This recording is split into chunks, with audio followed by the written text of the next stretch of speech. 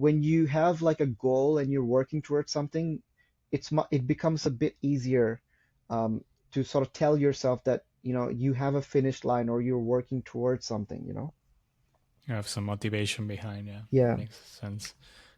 It's very interesting also the part of like being minimalistic in the sense of like, I don't know, less things, no? Because at the end, if yeah, you're moving every 3 months, it's not that you can buy an expensive lamp and bring it to you yeah, every changing every. Oh, I have a very nice table, but yeah, what do you do with that table when you leave? Uh, exactly. sure.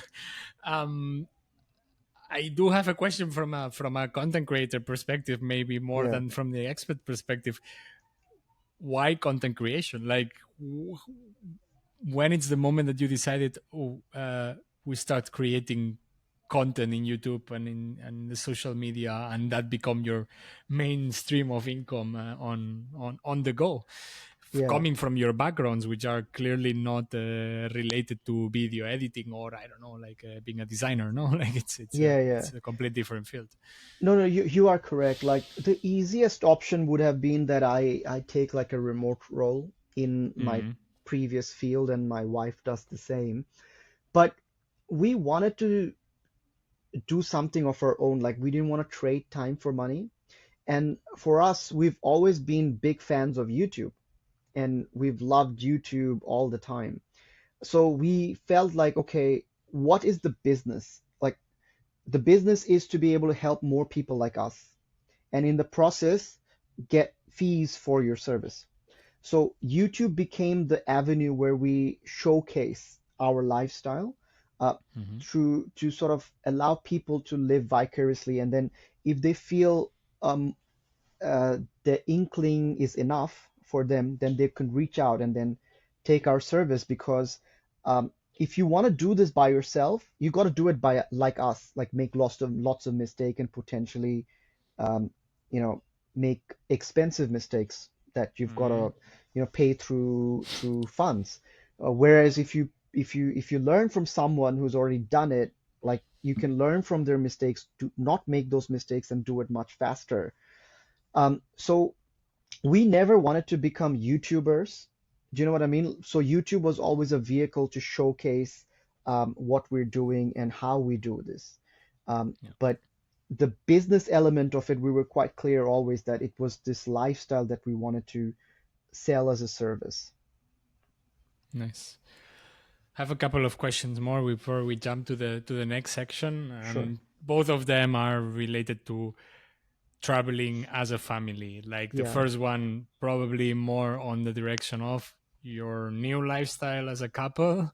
Yeah. Um, what is the biggest challenges that you find out as a couple, as you and your wife suddenly living this life and then working together? Also, Yeah. that's an important one, I suppose. It's a lot of Yeah. communication in there that it didn't happen until while Yeah. constantly moving. Um, did it change a lot your relationship due to the move? Yeah, it did. So the first few months was very hard, and I'll tell you why.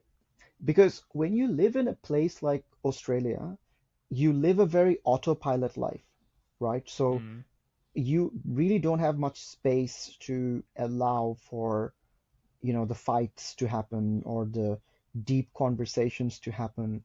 So a lot of those things were sort of inside, you know? And then as yeah, soon as we had the space and the time, they just came out. So so the first few months was hard to adjust to that because there were, all those things that came up and you had to navigate and manage that.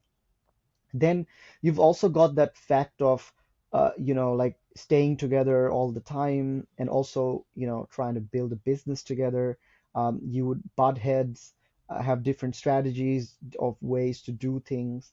And because we haven't done this before, like sort of figuring out a way to respect each other's opinions and then figure out, okay, who's actually better at what, and then assigning those specialized roles to one another. Those mm, took a while, and it like you had fights and you have all those sort of stuff, but eventually you get to a point where you sort of figure out your lanes. You realize, okay, I'm good at this, you're good at that. Why don't we just do that and not double up? And then The things that are big ticket items, we will decide together as business partners. And then on the family side of things, of course, the same thing, like, with the child, like, how do you manage that? So yeah, it's not easy. It's hard, but I think at the end of it, I can tell you this, that the relationship becomes stronger through this process than you just leading a very autopilot life and not actually talking about the deeper things. So I'm Mm. actually grateful for this opportunity because it allowed us to become closer as a family. And I think we've spent a lot more time as a family together.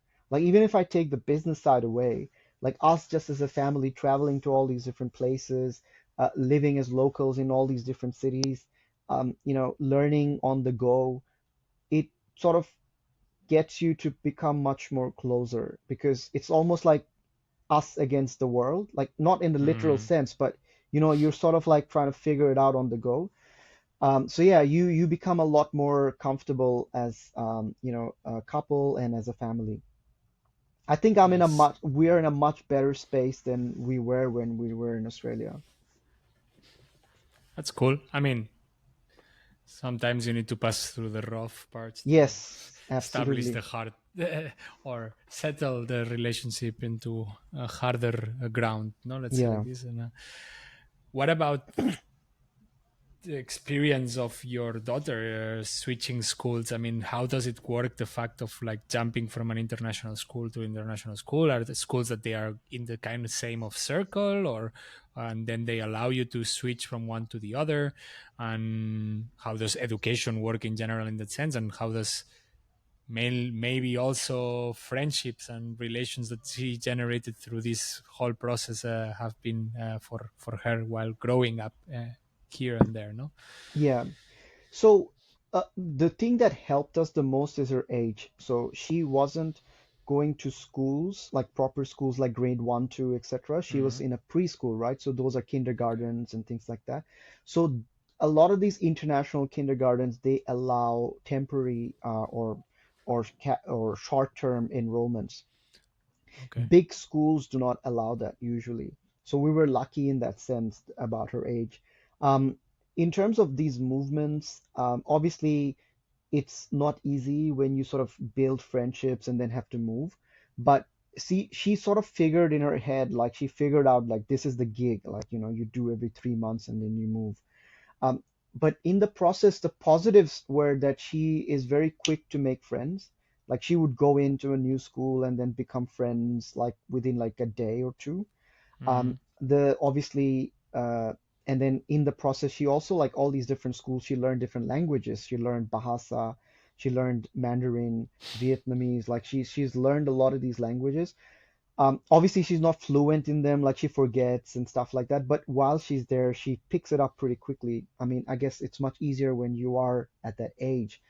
Sure. The negative thing, obviously, is that you don't build deeper relationships, you know.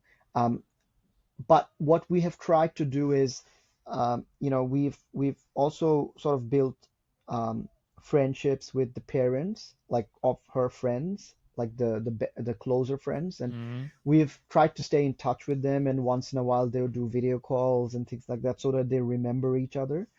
But yeah, I mean, I know for a fact that into the future, a lot of these relationships would probably not remain. But that's just part of the game. Like when you sign up to like a digital nomad lifestyle like this is just the part of life, like you wouldn't build like long-term relationships like you would if you were sort of settled somewhere. And this is the reason why we're going to be taking that next few months in Australia to figure out what we do next. Chances are we will try to settle somewhere for longer, like a year or two, so that you can have those things like that. She misses out, and also we miss out in terms of Mm-hmm. building a social circle. So we'll see what happens in the future, but obviously this was a test drive for us, like trying to figure out whether this would work. That's just that relocation would work as well, because like think about it, like if you move to a country and then you live there for over 15 years, the chances of you relocating becomes very low because you're set in your ways, you have a social circle, so you know everything. And people like comfort. People are usually hesitant towards change, especially big changes like this. So we needed something like this to sort of even figure out whether we want to do this like a permanent relocation from Australia. Mm.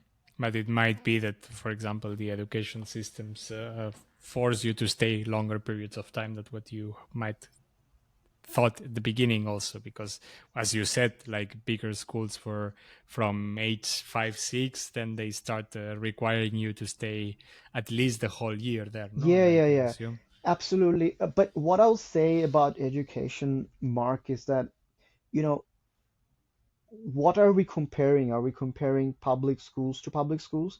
If it's public Mm. schools to public schools, Australia versus Southeast Asia, definitely Australia wins. But in Australia, even though public schools are free, it like the the quality of the school depends on your postcode, you know, and Okay. that's pretty much the Yeah. same in most Western countries, right? So if you want to go to a good public school, you've got to live in a good neighborhood, and that comes with high council rates, high property prices, etc. So you do pay like in a way. Do you know what I mean? But if I compare private schools to private schools, I do not think there is much of a difference. Like if in a private, like a good private international school in, say, in Malaysia, there isn't really much difference between that and a private school in Mm. Australia. The fundamental difference is the price. So Australia will be more expensive. But the positive in an international school is that you get multiple nationalities, whether it's the students or the teachers. Therefore, they get a much more like well-rounded global outlook towards life and education, which you possibly won't get in, say, like a place like Sydney, even though there are a lot of sort of people from different backgrounds there. Private schools are usually quite exclusive. You've got to pay like $40,000 plus a year to put people into private schools. So most people would send them to public schools. And obviously, if I compare public schools to a private international school in, say, Malaysia, the private school would win any day. I see. Nice. So that was a So big like mindset shift for us as well. I can imagine, of course.